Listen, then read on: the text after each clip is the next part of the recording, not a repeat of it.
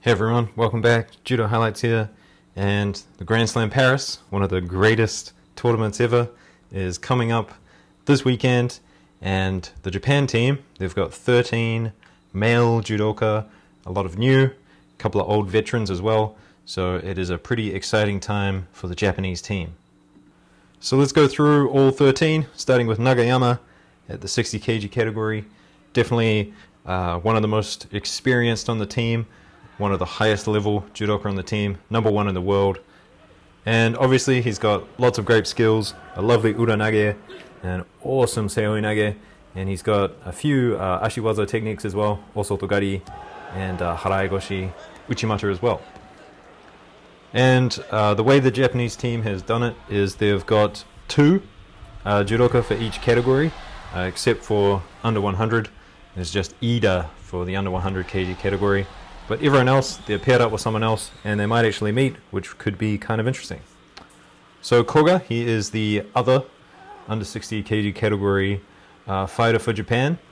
Definitely a different style to Nagayama. He's more opportune, likes to jump on things, especially down in the newaza.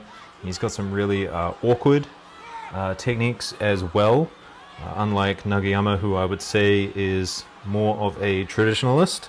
Except for that uranage he has, that's quite unique. But for Koga, I think it's kind of a crossroads for him. He's either going to make it on the international stage or not. His results haven't been that spectacular at the moment, but we will see if he gets used to it and if he continues to pull out results. So in 66, we've got Fujisaka, and he's kind of well known in Japan, but probably not on the international stage. And obviously he's competing with Abe and Maruyama, who are in this category with him. I don't think he's as strong as Abe, or even as strong as Maruyama. He's more of a technician. Nice ashiwaza, uchimata, and ochigari combinations. And next up we've got Tanaka, a young gun, definitely the youngest on the team, still a university student, but he has been selected most likely because of his recent results in the All Japan, where he won, taking first obviously in his weight category, so quite an outstanding result there. But yeah, Tanaka definitely reminds me a little bit of Abe. He's got these big hip throws, as you can see here, and he's really good at loading people up and getting the score. So it should be exciting to see. Right, 73 now, and we've got Harada. And Harada, he has recently made a few appearances on the world stage. I'd say his style is kind of similar to Fujisaka. Lots of ashiwaza, lots of counters, and working well with the feet. So at 73, he's obviously dealing with Hashimoto as well. It'll be interesting to see if they meet up, because Harada, I definitely think he can do it. He can make it all the way to the top, and Hashimoto will definitely be up there as well, I think. So it'll be interesting to see if these two face off against each other.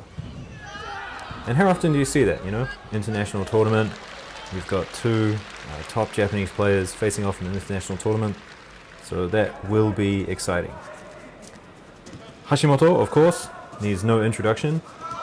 30 years old now, so he's getting up there, and I think this will be his last stretch as he tries to make it for the Paris Games, but I think getting through Ono Shohei, double Olympic world champion, that's a tall order.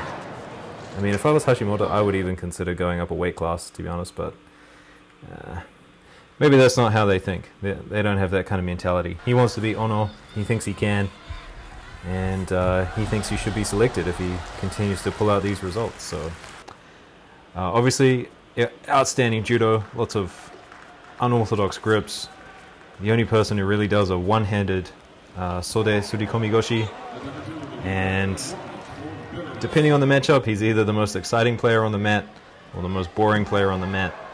So we will see on the day, but definitely Hashimoto, someone to tune in for. Fujiwara now, and Fujiwara, he's a weird one for me. He's really strong. He's got a nice Tayatoshi, a good Uchimata as well, but you don't see it that much. And he's kind of well known for his newaza and also his uranage, but I think to his detriment, his uranage doesn't really work on European players who are kind of familiar with that sort of technique, so he's kind of restricted to rely on his newaza and his other techniques.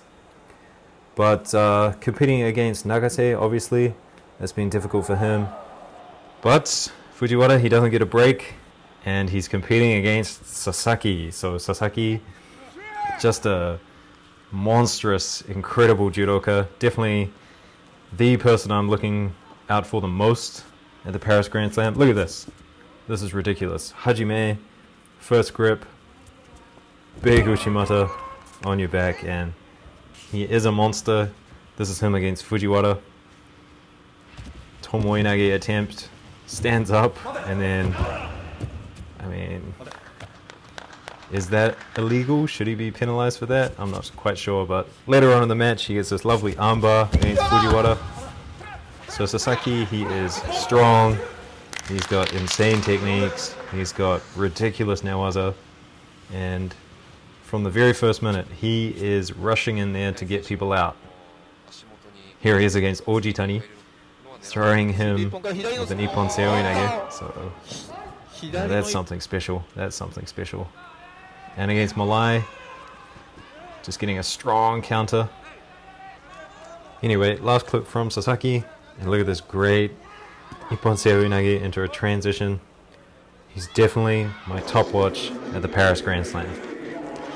Right, next up we've got Murao. And Murao, I'm going to say that he's finally transitioned into that really top echelon. I think he is the top 90 kg category judoka for Japan, beating out Mukai. Just this last performance at Kazan, he really showed that he's got all the technique in the world, and he's finally kind of, you know, combining it together with strategy and aggression, getting the points he needs, not getting shidos against his name, and really shutting down people's games. So Murao, wouldn't be surprised if he takes gold along with Nagayama. I think those guys are sure bets. I'm going to say it, they're sure bets. The other guys, it's kind of up in the air. Hashimoto maybe, Sasaki, as well as he does in Japan, there's still a kind of a question mark over his ability to perform with taller judoka, stronger judoka, so that's a bit of a question mark as well. But Murao, Nagayama, definitely could be top of the podium. And with Murao at under 90, we've got Nagasawa. And Nagasawa, veteran of the game, but I do think he's going to lose out his whatever lead he had against Murao. He's got lovely judo, obviously. It's kind of a supple kind of judo. Definitely likes to use the ashiwaza, put people in spots, and then just jump into the space. He's not huge on strength, I think. I think he's just good grips, good positioning, good timing, and that's what sets up these beautiful uchimatas. Sorry, I gotta play it twice because it's so beautiful, but that's what sets these awesome techniques up for. Okay, next we've got Ida, and the only Japanese competitor at the under 100 kg category. Ida, he's kind of an interesting one from Kokushikan University, but wonderful techniques, lovely uchimata, but just sometimes he can't quite find the Ippon. Sometimes he just struggles a little bit. Maybe it's a gripping strategy thing, or he finds it difficult to get the angle of entry with some people, but I think Murao was in this position a while ago, and he's kind of finally turned that corner. But Ida, I think he's just got to be a bit more aggressive, have a bit more confidence, and I think those Ippons will come his way.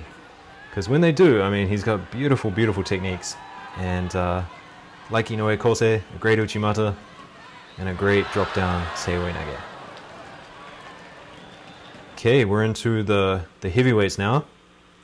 First up, we've got Sato, a bit shorter for the category, a bit lighter in weight than some of the other big guys, but great technique. Bit of anger as well in him. I think he comes to fight, and he's got some nice newaza as well. So I mean, look at this uchimata. Sets it up with the grips, a little bit of a fake. So beautiful uchimata by Sato. I am a bit worried though. He definitely seems to prefer right versus left scenarios. I'm not too sure how well he will do against a higher, taller, right-sided opponent who's going to throw a big giant arm over his shoulder, but we'll see how he copes with it, and maybe he'll be able to tie things up with his newaza. Lovely newaza. Great transition here. You don't see this too often at the plus 100s. Gets the tap as well. And last up, guys, we've got Ogawa, who is definitely a much taller, much heavier plus 100 kg category fighter for Japan. I think he kind of looks the part for the category. But yeah, a true traditional heavyweight Japanese judoka, so it'll be interesting to see what he does. Anyway, guys, I'm going to leave you with that. Make sure you like, subscribe for the video, and I will see you guys with more videos during the Paris Grand Slam. Enjoy!